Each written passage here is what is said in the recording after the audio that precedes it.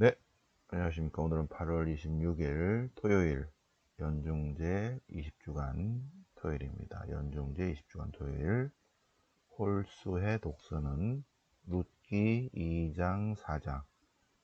오늘 룻기 마지막 시간입니다. 월요일은 데살로니가 1서. 오늘 룻기 종합할게요. 그래서 룻이 보아즈와 결혼하는 내용입니다. 그래서 룻이 아들을 낳았다. 그 이름이 오벳이다. 오벳은 이사이의 아버지다. 오벳이 이사이를 낳고 이사이가 다윗을 낳고. 네. 자, 시편 128편. 주님을 경외하는 사람은 결국 복을 받으리라. 주님을 경외하는 사람, 그분의 길을 걷는 사람, 복을 내리리라. 네. 복받은 여인의 밥상둘레에는 아들들이 올리브나무 햇순같이 있다. 자, 오늘 복음은 마태복음 23장 바리사이와 율사들에 대한 불행선언 앞부분입니다. 그들이 말하는 것은 다 지켜라. 그러나 그들의 행동은 본받지 마라. 그들은 말만 한다. 말만. 그래서 이들의 행동은 본받지 말고 정말 훌륭한 사람은 남을 섬기는 사람이다. 자신을 낮추는 사람이다. 바리사이 율사들을 본받지 마라. 그들은 벌어먹으려고 한다. 하늘나라를. 자, 성경 본문을 보시겠습니다. 룻기 2장.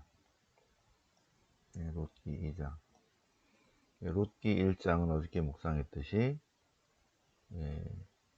나오미가 남편과 아들 둘을 데리고 모압으로 흉년이 들어서 베들레헴이 흉년이 들어서 모압에 가서 10년 살았는데 그 사이에 10년 사이에 아들 둘이 모압 여자랑 결혼을 했다. 근데 나오미의 남편이 죽고 아들 둘도 다 죽었어요. 남자 셋이 다 죽어버렸어요. 그래서 자손이 없어. 근데 그 사이에 손자를 못 봤어. 그러니 어떻게 해요? 망했죠. 인생이 쓰죠. 마라. 그래서 나오미가 며느리들한테 가라. 가서 재혼해라. 나는 그냥 베들레헴으로 가겠다. 그랬더니 둘째 며느리 룻이 같이 가겠습니다. 어머니를 모시겠습니다. 중요한 거는 어머니의 주님이 저희 주님이십니다. 그래서 이제 룻기 2장부터는 룻이 복을 받는 내용인데 나오미에게 남편 쪽으로 친척이 하나 있는데 그는 보아즈다. 보아즈보다 더 가까운 사람이 이제 좀 있으면 나옵니다. 자, 그래서 이쪽이 부자니까 룻이 며느리가 저 집에 가서 그냥 떨어지는 이삭이라도 좀 주워 올까 합니다. 나오미가 시어머니가 그래 가라. 그래서 룻은 들로 가서 수확꾼들 뒤를 따르면서 봄 수확입니다. 봄 수확. 그래서 봄에 보리를 수확을 해서 보리빵 축제를 하는데 보리 수확을 하는데 그 이삭을 줍는다. 근데 우연히 어떻게 하다 보니까 보아즈의 밭에 가게 됐다. 보아즈가 보니까 웬 젊은 여자가 일을 하고 있으니까 저 젊은 여자는 리덱인가. 나오미와 함께 온 모압 지방의 모압 출신 여자입니다. 보아즈가 이미 알고 있다. 불러봐라. 그래서 룻에게 예, 다른 데 가지 말고, 예, 멀리 가지 말고 여기서 내 밭에서 일해라. 종들의 뒤를 따라다니다가 그들의 물을 마시고 이삭을 줍고 해라. 그러자 룻이 절하면서, 여기가 이제 제일 중요해요. 저는 이방인인데, 당신들이 싫어하는 이방인인데 저에게 이렇게 호의를 베풀어 주니 어찌된 영문입니까? 저는 이방인입니다. 이방인. 그러자 보아즈가 내 남편이 죽은 다음 시어머니에게 한 일과 또 아버지 어머니 고향을 떠나기 전에도 알지 못하던 결례에 해온 것을, 이스라엘의 주님께 한 것을 내가 다 들었다. 주님께서 네가 한 행실을 다 갚아주실 것이다. 너는 이스라엘의 주님 아래로 왔으니 주님께서 반드시 복을 주시리라. 복을 주실 것으로 믿는다. 그래서 감사합니다. 그래서 이삭을 많이 주어서 시어머니가 하니까, 아니 어떻게 이렇게 많이 갖고 왔냐. 오늘 제가 한 일 밭의 주인이 보아즈입니다. 아, 그 우리 친척이다. 두 번째로 가까운 친척이다. 우리 구원자 가운데 한 분이시다. 여기서 구원자는 구세주 메시아가 아니라, 이 구원자라는 단어는 가까운 친척이라는 것입니다. 친척. 이렇게 남편이 없고 그 다음에 아들도 없을 때 이 남편의 소유의 밭이 있겠죠, 그죠? 땅이, 그 땅을 제일 먼저 가져갈 수 있는 가까운 친척, 이게 구원자예요. 구원자. 두 번째 구원자가 보아지고, 그러면 땅을 차지할 뿐만 아니라 거기 있는 사람까지도 다 돌봐야 된다. 자, 그래서 룻기 4장인데 그 3장은 이제 시어머니 나오미가 이렇게 지시를 해서 룻과 보아즈가 가까워지게 이렇게 합니다. 그래서 보아즈가 눈치를 채고, 아, 알았다. 그러나 이제 순서가 있으니까 이거를 공론화 시켜서 하겠다. 근데 룻이 어차피 이제 며느리니까, 며느리고 나오미가 시어머니고, 근데 아들들이 없고 그 나오미의 남편도 죽고, 그러니까는 상속자가 없죠, 그죠? 상속해줄 땅이, 아들이 없어요. 그래서 그거를 아들 쪽으로 어떻게 연결을 해야 되는데, 그런 유다인들의 풍습이 있습니다. 더 이상 땅을 어떻게 할 수가 없어요, 여자들만. 그래서 시어머니가 며느리 룻을 통해서 보아즈와 결혼하게 이렇게 합니다. 그런데 보아즈가 순서가 있겠죠, 그죠? 제일 가까운 친척, 두 번째 친척이 보아즈인데, 보아즈가 성문으로 올라가, 공론화한 것입니다. 성문으로 올라가 거기 있는 친척들에게, 그런데 마침 보아즈가 말하던 그 구원자, 나오미의 첫 번째 친척에게 잠깐 와보시오. 보아즈가 그 친척에게, 그 구원자에게, 우리 형제에게 속한 밭이 있는데, 우리 형제에게 속한 밭. 근데 그가 죽었어. 아들도 죽었어. 나오미하고 룻밖에 없어요. 그래서 팔려고 내놓았다. 그런데 땅을 어떻게 팔고 사고, 제일 가까운 친척부터 소유권이 있는 거예요. 그래서 팔려고 내놨는데, 그런데 이 땅을 거두어 드릴 첫 번째 친척은 권한은 이 사람한테 있다는 거야. 그래서 여기 동네 원로들이 있는데 그대가 이 나오미가 팔려놓은 그 땅을 살려면 그대가 구원 의무를 실행하려면 그렇게 하시오. 그런데 그 의무를 실행하지 않으면 두 번째가 나다. 나에게 알려주시오. 구원의 의무를 실행할 사람은 첫 번째는 당신이고 그 다음은 나다. 나오미의 땅을 사겠는가? 오케이, 내가 그 구원을 실행하겠네. 땅을 사겠네. 그러자 보아즈가 오케이, 그러면 땅을 사면 땅만 사는 것이 아니라 나오미도 거두어야 되고, 나오미에게서 그 밭을 사드리는 날에 고인의 아내,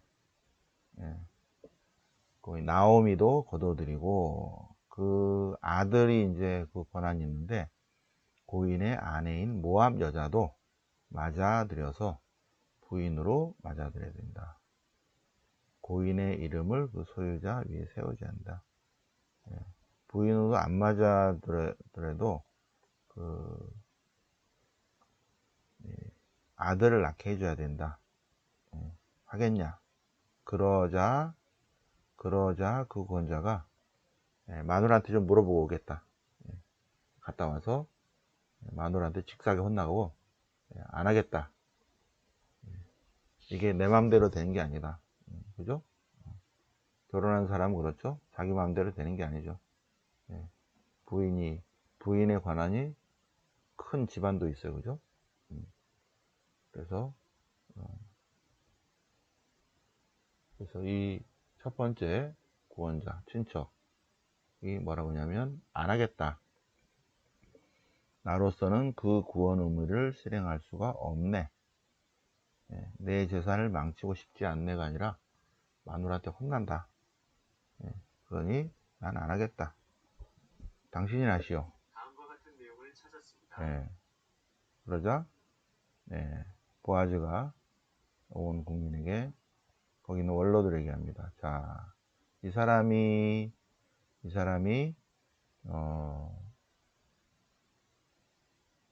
첫 번째 권한이 있는데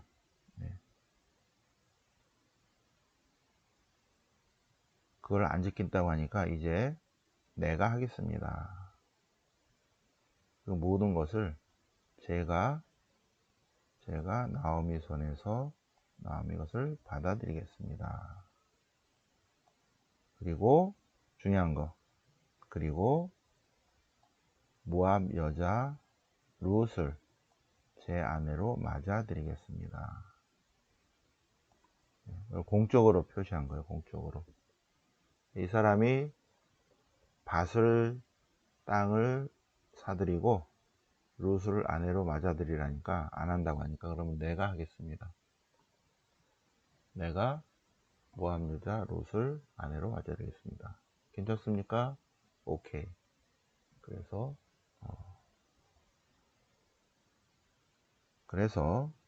보아즈가 모압 여자 룻을 아내로 맞아들여서 그래서 룻이 아들을 낳았다. 그래서 룻은 아들을 낳아서 나오미에게 어머니의 둘째 아들의 아이 이렇게 되는 거예요. 그래서 결국 이게 유다인들의 풍습에 하면 나오미가 아들을 보았다 이렇게 되는 거예요. 그래서 그 이름을 오벳이라 했다. 오벳은 이사이의 아버지다. 이사이는 다윗의 아버지다. 그래서 페레츠의 족보, 요거는 이제 맨 나중에 붙인 거예요. 맨 나중에 이 룻기, 어떤 이방인이 유다인 안으로 들어와서 이렇게 섞이는 그러한 스토리가 있었겠죠, 그죠? 설화, 그런 것에다가 이제 구체적으로 나오미, 룻, 보아즈 이런 거가 이제 형성이 됐고 그런 스토리가 있는 다음에 보리 축제에 관한 이러한 스토리가 있는 다음에 그 다음에 맨 나중에 18절은 그 다음에 붙여집니다. 그래서 페레츠의 족보. 페레츠는 헤초론을 낳고 헤초론은 람은 암미나답, 암미나답은 나우선은 살마를 낳았다.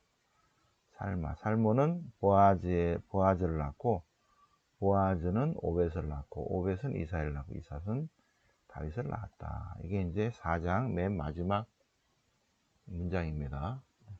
근데 18절부터는 이것이 쓰여진 다음에 한참 후에 최종 편집자가 붙이는 내용입니다. 자, 그것을 마태복음 1장이 또 인용을 한 거죠. 예수 그리스도의 덕보. 자, 유다는 타마릭에서 페레츠를 낳고 페레츠는 제라를 낳고, 예. 페레츠부터 나오잖아요. 페레츠의 족보죠, 그죠? 예.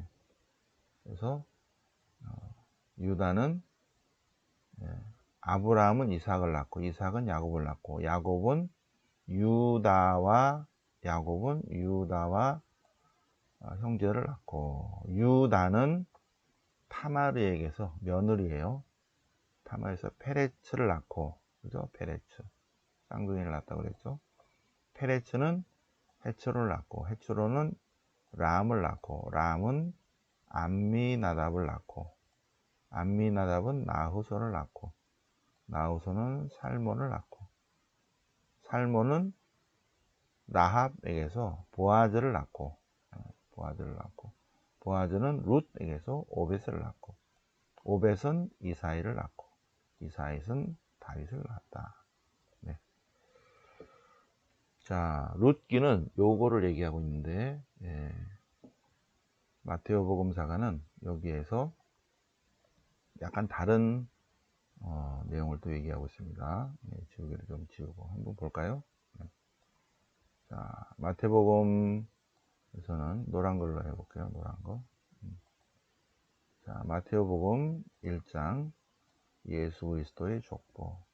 여기에서 1, 2, 3, 4, 5 이렇게 되는데 여기에서 예수 그리스도의 족보는 사람 이름만 나와야 돼요. 사람 이름. 예. 사람 이름, 남자 이름만 나와야 돼. 낙타 이름이나 누구네 낙타, 이런 거는 족보에, 인간 족보에 들어가면 안 돼요. 예. 특히 낙타보다 약간 더 낮은 계급입니다. 낙타 다음 급인 여자 이름은 특히 들어가면 안 되죠. 그런데 마태복음사가는 여기다가 여자 이름을 5을 넣습니다. 유다는 타마르에게서 페레츠를 낳고 살몬은 라합에게서 보아즈를 낳고 보아즈는 룻에게서 오벳을 낳고 다윗은 우리아의 아내 바세바에게서 솔로몬을 낳고 그런데 마리아에게서 예수님이 나셨다. 이렇게 5명의 여자 이름이 나옵니다. 이 타마르는 유다의 며느리예요. 그 다음에 라합은 예리고의 창녀죠, 그죠? 룻은 모압 여자예요. 우리아의 아내도 이방인이죠. 다윗은 우리아의 아내입니다. 그래서 요셉까지 내려오는 이러한 족보가 있는데 타마르에게서 페레츠가 안 나왔으면 유다는 족보가 끊기는 거예요. 근데 여기서는 시아버지와 며느리, 예리코의 창녀, 이방인 여인들 이런 게 중요한 게 아니라는 거예요. 이 요셉에게 내려온 이것은 끊어질 듯 끊어지지 않는 하느님의 손길을 볼 수 있는가 하는 것을 얘기하는데 거기에서 아주 중요한 역할을 한 게 바로 여자들이다 그 얘기입니다. 지금 여기서 마태복음사가가 1장에서 보여주는 메시지는 인간의 역사 안에서 하느님이 관여하시는데 이렇게 여인을 통해서도 하신다. 보잘것없는 여인들을 통해서 어쩌면은 좀 이상하죠. 시아버지와 며느리, 예리코의 창녀, 이방인 여인들 이렇게. 그런데 아브라함이 이삭을 낳고 이삭이 야곱을 낳고 야곱이 요셉을 낳고 예, 아브라함이 이삭을 낳고 이삭이 야곱을 낳고 야곱은 유다를 낳고 유다와 그의 형제들 요셉이 거기 있고 쭉 있는데 그래서 어디까지 오는가? 예, 요셉까지 온다. 요셉. 근데 자 여기서 야곱은 마타는 야곱을 낳고 야곱은 요셉을 낳는데 요셉이 예수를 낳았다가 아니라 요셉을 낳는데 그런데 여기서 끝나고 마리아에게서 그리스도라는 예수님이 나셨는데 그런데 이 마리아를 받아들인 사람이 요셉이다. 이렇게 됩니다. 하느님께서 인간이 되어 오시는 이러한 역사 안에 여인의 큰 역할이 있다는 것을 다섯 불가사의죠. 1, 2, 3, 4. 참 희한하죠, 그죠? 불가사의입니다. 불가사의. 그런데 불가사의 중에 인간 역사 안에 불가사의 중에 불가사의는 뭔지 아십니까? 마리아가 예수님을 낳은 거예요. 이거 얘기입니다. 마리아가 예수님을 낳은 게 말이 안 되죠. 정말 말이 안 되게 뭔지 아세요? 마리아에게서 하나님이 나셨다. 이게 정말 불가사의 중에 불가사의입니다. 라는 내용입니다. 그래서 그런 거죠. 족보를 조금 잠깐 본 거 보시고요. 자, 이 룻기의 민간설화를 통해서 우리에게 주는 메시지는 룻기의 주인공은 하나님이시다. 하나님께서 모압 여인 룻을 통해서 축복을 주신다. 그런데 그것이 다윗까지 이어진다는 내용입니다. 한참 후에 쓰여진 많은 신학적인 내용을 포함하고 있습니다. 민간설화를 뛰어넘는 신학의 메시지를 주고 있습니다. 자, 이 룻기는 이제 나중에 70년, 기원후 70년 이후에 예루살렘 성전도 무너지고 로마인들의 지배를 당하고 그 이후에 그래서 135년 이후부터는 다 쫓겨나죠. 그 땅에서 하스모네가 아니라 하스모네가 아니라 갑자기 생각 안 난다. 그 황제 이후에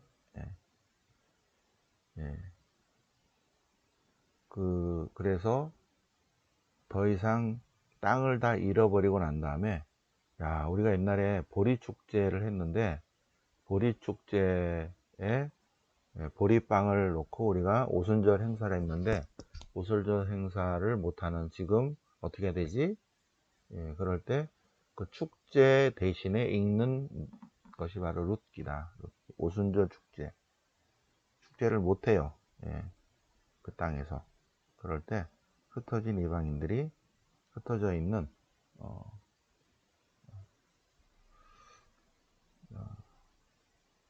135년 이후에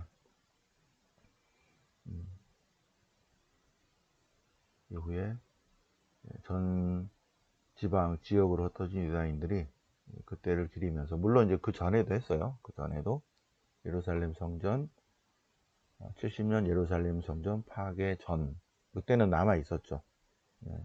그런데 로마 지배 시대였죠. 근데 땅이 이제 소유권이 없으니까 그 땅에서 난 보리빵 오순절 축제를 못 하는 거 있죠. 그래서 그러면 우리가 축제 대신에 룻기라도 읽읍시다. 이렇게 모여서 룻기 읽으시오. 이렇게 주님이 주는 메시지가 뭔가? 하나님께서는 이러이러하시다. 가난하고 소외된 사람을 통해서 당신의 큰 일을 이루신다. 룻기의 신학적 메시지를 묵상해 보시기 바랍니다. 그거를 요약해 놓은 내용이 바로 시편 128편 복되어라 주님을 경외하는 이들 이방인이라 하더라도 그에게 복을 내리시리라. 주님을 경외하는 이들. 이방이라도 주님을 경외하면 복을 내리리라. 주님의 길을 걷는 모든 이들 복되어라. 그리고 그 집안의 아내가 또 복을 받으리라. 주님을 경외하는 이들. 주님께서 시온에서 내게 복을 내리시리라.